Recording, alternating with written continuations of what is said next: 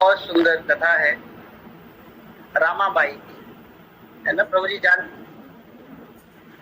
तो हमने वहाँ पे दर्शन करे, वहाँ पर रामाबाई के मंदिर में गोपालपुरा में जाकर। तो पंढरपुर विठल देव की कथा है। ये कथा वहां से शुरू होती है, आषाढ़ी मास की एकादशी है। पंढरपुर जो स्थान है वहां पर आषाढ़ी एकादशी के दिन बहुत भीड़ होती है, बहुत सारे भक्त लोग आते हैं, है ना प्रभु जी, है ना उसका। तो आषाढ़ी एकादशी के दिन अलग अलग दुनिया से, अलग अलग क्षेत्रों से भक्त एकत्रित हुए विठल देव के दर्शन करने के। तो भक्त लोग उस समय पंढरपुर मतलब पूरा भीड़ से भर जाता है। तो वहीं पर रमाबाई, है ना, और अपने माता पिता के साथ आई। तो रमाबाई जो थी एक बालिका थी, उस समय छोटी उम्र थी। तो माता पिता के सब जब साथ आए तो बहुत ज्यादा भीड़ होने के कारण, और बहुत बड़ा मेला लगता है, उस मेले में रमाबाई अपने माता पिता से बिछुड़ गए, अलग हो गए। तो जब रमाबाई अलग हो गई तो वे रोई नहीं। हम लोग कहीं मेले में बिछड़ जाए तो हमारा हाल क्या हो जाएगा, कहाँ गई मम्मी, कहाँ गई पापा, है ना, हम लोग कितना रोएंगे।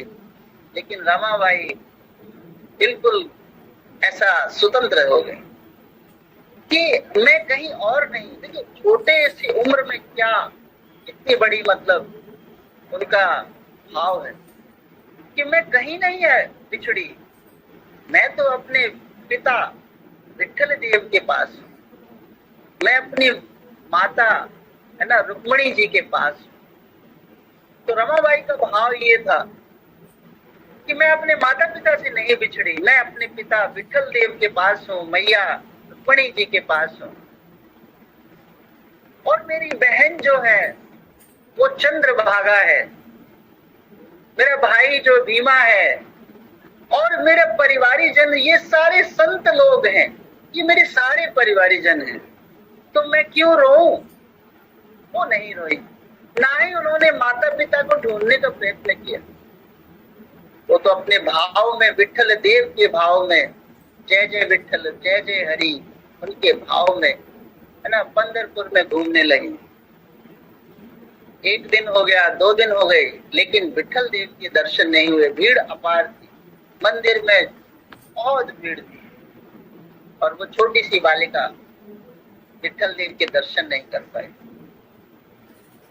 तो ज्यादा भीड़ में व्याकुल हुई, इधर उधर भटक रही थी भाव के साथ।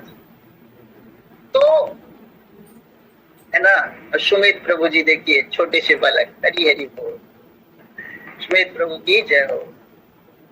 तो वहां पर विठल देव जो के भाव में घूमने लगी, तो क्या हुआ, नामदेव ने जब देखा, नामदेव संत ने जब देखा कि ये बालिका जो है वो इधर से उधर घूम रही है और पता नहीं इसका क्या है, तो नामदेव ने कहा कि हे बालिका तुम कौन हो, कैसे? बोले मैं ऐसे ऐसे बिछुड़ गई, अब पता नहीं, मुझे तो कुछ नहीं पता कहाँ से मैं आई, क्या हूँ, मैं तो बस विठल देव की। तो नामदेव संत ने क्या किया, वो अपने घर पर ले गए। नामदेव बहुत सुंदर भाव रत्न होकर भगवान विठल का कीर्तन करते थे, भगवान विठल की उपासना करते थे, कथाएं करते थे। तो वो नामदेव के घर चली गई रमाबाई। जब रमाबाई नामदेव के घर चली गई तो नामदेव के सारी घर में थोड़ा काम वगैरह भी करने लगी, और भाव विभोर होकर, है ना, अपने भाव से विठल देव को पुकारने लगी, याद करने लगी, कीर्तन भजन करने लगी। ऐसा दिन बीतते चले गए। तो एक बार क्या हुआ, नामदेव ने बहुत बड़ी, है ना, वो होता है कि जिसमें नृत्य लोग करते हैं, नाच करते हैं, कीर्तन करते हैं, भजन करते हैं, ऐसी सभा थी। तो नामदेव इतने घनघोर आंख बंद करके, है ना, विठल देव के गुणगान कर रहे थे, भजन कर रहे थे। तो विठल देव जो है, एक्चुअल में विठल देव जो है और रुक्मणी मैया है, थोड़ा उनका लॉजिक है। विठल देव जो है वो माता के भाव में है और रुक्मणी जो है वो पिता के भाव में है। तो माता में ज्यादा दया होती है, पिता में थोड़ी कम दया होती है। तो विठल देव का जब नामदेव ने कीर्तन गान कर रहे थे तो विठल देव ने कहा कि आज तो भक्त मुझे बुला रहे हैं, रुक्मणी में जा रहा हूं। तो रुक्मणी मैया कहती हैं, है ना, कि आप कहाँ जा रहे हो? वहां भक्त कीर्तन कर रहे हैं और आप पहुंच जाओगे तो सब भक्त कीर्तन छोड़कर आपको देखने लग जाएंगे, आप मत जाओ। लेकिन जैसे ही भक्त पुकारता है तो भगवान को तड़प होती है। जब भक्त जब पुकारता है ना, ऐसा हम लोग सोचते हैं कि नाम ले रहे हैं, हरे कृष्णा कृष्णा कृष्णा हरे हरे, हरे राम राम राम हरे। हम सोचते हैं कि भगवान नहीं है। हमारा विश्वास जो है ना थोड़ा कम होता है। नाम तो ले रहे हैं लेकिन सोचते हैं कि भगवान अभी कहाँ आएंगे। अरे जब नाम लेना शुरू करते हैं ना तो भगवान को तड़प होती है कि कब मैं इसके पास चला जाऊं। मतलब ये धागा ऐसा है ना कि भगवान को खींचता है। तो विठल देव को जैसे नामदेव जो है पुकार रहे हैं तो भगवान को तड़प होने लगी। रुक्मणी मैया से प्रार्थना करने लगे कि मुझे जाने दो, भक्त मुझे इस भाव से पुकार रहे हैं, अब मुझे बस जाना है जाना है जाना है। तो विठल देव आकर नामदेव के वहीं पर नृत्य करने लगे। अब भगवान जो है पीतांबर पहने हुए हैं, मुकुट शिरोमणि है, तो भगवान साक्षात्कार उसमें प्रकट हो गए।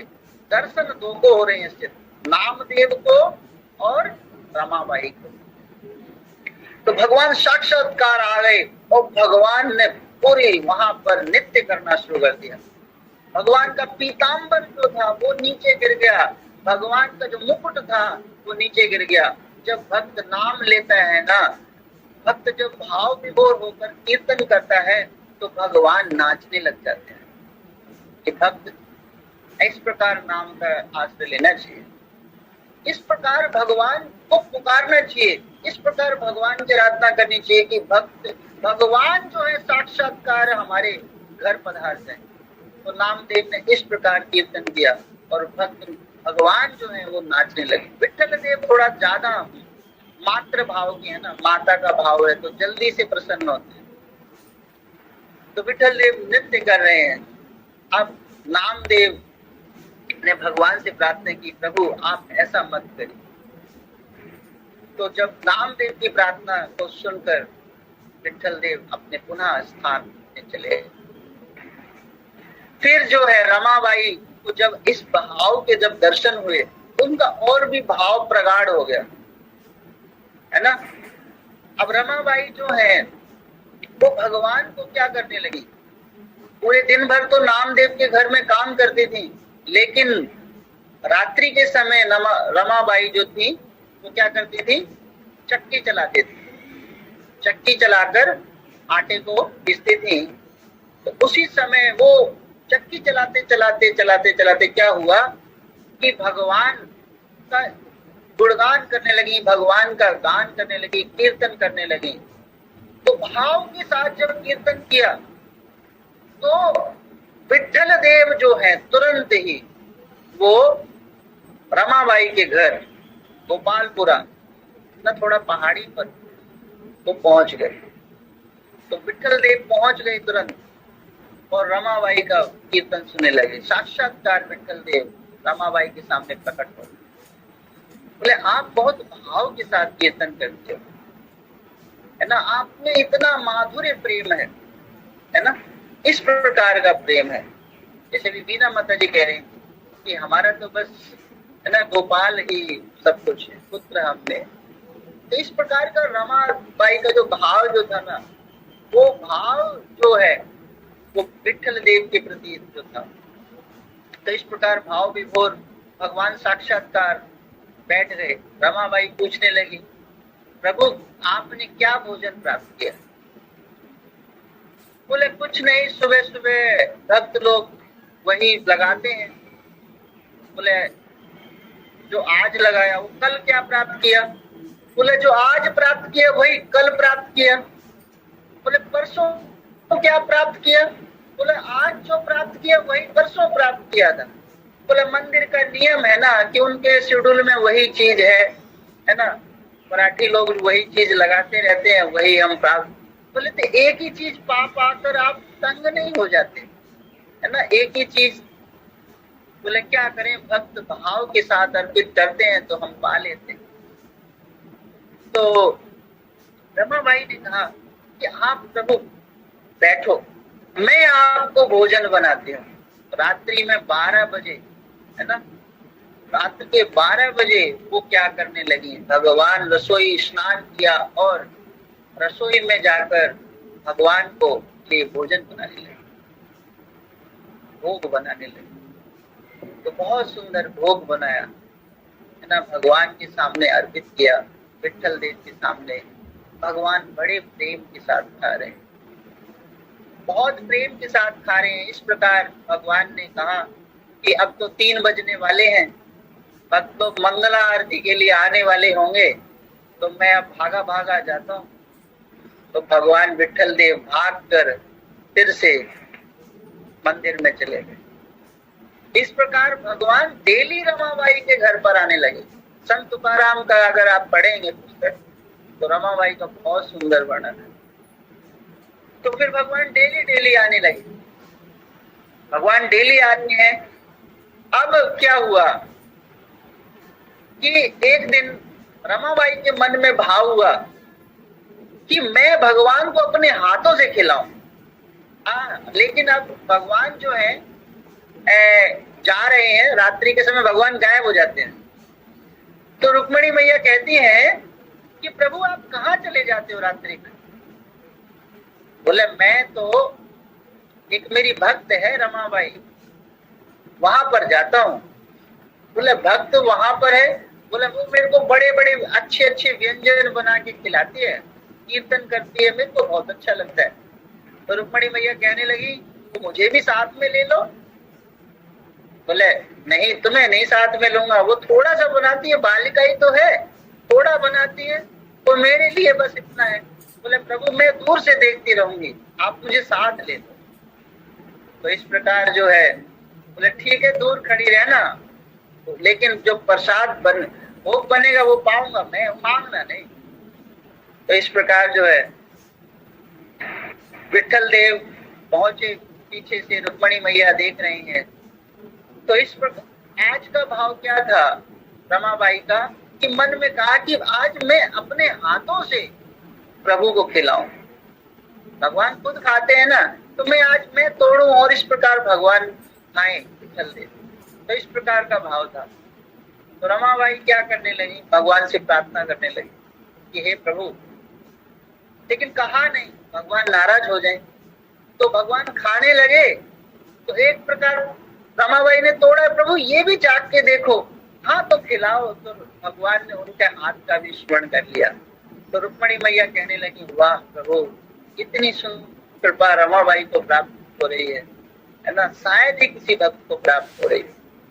तो रमाबाई क्या करने लगी, भगवान का भोजन करने लगी। तो भगवान, अब क्या हुआ कि रमाबाई चक्की चला रही थी, कीर्तन कर रही थी।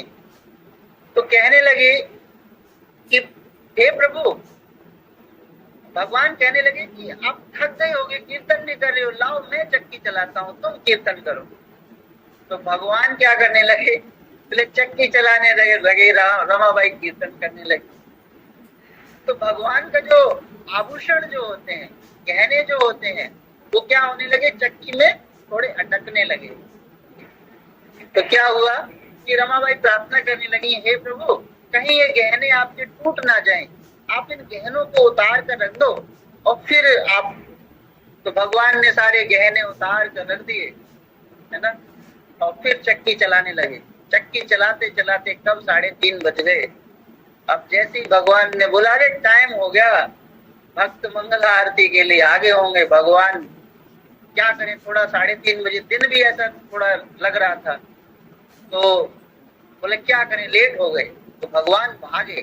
तो रमाबाई की शॉल ओढ़ ली भगवान ने, और वो भगवान जो है विठल देव शॉल ओढ़े ओढ़े वो मंदिर में भक्तों से पहले पहुंच गए। तो जैसे ही भक्तों ने पट खोला, जैसे पट खोला तो भगवान शॉल ओढ़े हुए हैं। जैसे शॉल ओढ़े भगवान को देखा कि आज भगवान शॉल कैसे ओढ़े हुए हैं, तो नामदेव ने कहा ये तो शॉल रमाबाई की है। रमाबाई को भगवान का दर्शन हो रहा है क्या? तो शॉल रमाबाई की है।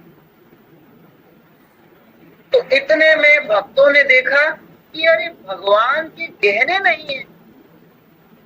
भगवान के गहने कहाँ चले गए, भगवान के आभूषण नहीं है। तो नामदेव ने कहा कि अरे जो बोला रमाबाई की शॉल है। तो सब भक्तों ने कहा कि ये गहने रमाबाई ने चुरा लिए, रमाबाई चोर है। तो सारे रमाबाई के घर चले गए, तलवार लेकर चले गए, अस्त्र लेकर चले गए। बोला रमाबाई, बोले तुम चोरी करती हो? बोले कहाँ चोरी की? बोले तुमने भगवान के आभूषण चुराए हैं। तो जब चेकिंग करी है ना, जांच करी, तो भगवान के घर से वो आभूषण निकले, भगवान के आभूषण। तब नामदेव समझे कि अब रमाबाई जो है भगवान की लीला में समापन करने जा रही है। तो राजा के यहाँ पर रमाबाई को भेजा गया। रमाबाई को राजा ने सजा दी कि इसको सूली पर चढ़ा दो, सूली पर चढ़ा दो और इसको तुरंत हत्या कर दो इसकी। उसके लिए सूली तैयार की गई। तो जैसे ही रमाबाई को बोला सूली पर बैठो, तो वो सूली जो थी पवित्र जल भंवर में परिवर्तित हो गई और वो जल भंवर बन गया। और रमाबाई जैसे उसमें गई और तुरंत अंतर ध्यान हो गई, भगवान की लीला में समा गई। तो भक्तों को एहसास हुआ कि रमाबाई पवित्र भक्त हैं। जब ये भाव देखा तो नामदेव से भी अब बर्दाश्त नहीं हुआ, क्योंकि उन्होंने साक्षात्कार भगवान के दर्शन करे। तो उन्होंने कहा कि हे प्रभु, मुझे भी अपनी शरण में ले लो, और जो जो भक्त है ना आपके दर्शन करने आया करे, तो उनकी चरणों की जो धूल है वो मुझ पर लगा करे। तो जब ये नामदेव ने इस प्रकार प्रार्थना करी, तो उनके परिवार जनों ने, सबने कही कि प्रभु हमें भी ले लो, हमें भी नहीं रहना। तो भगवान ने विठ्ठल भगवान ने मंदिर का जो मेन द्वार है, जहां से भगवान के दर्शन पहले करते हैं, आप तो भीड़ होने लगी तो पीछे से दर्शन होते हैं, तो मेन द्वार का जो है ना जमीन जो है ना वो फट गई, और वहां पर नामदेव और अन्य परिवारी जन है ना वहीं पर रमाबाई की समाधि विठ्ठल देव के यहाँ पे बन गई।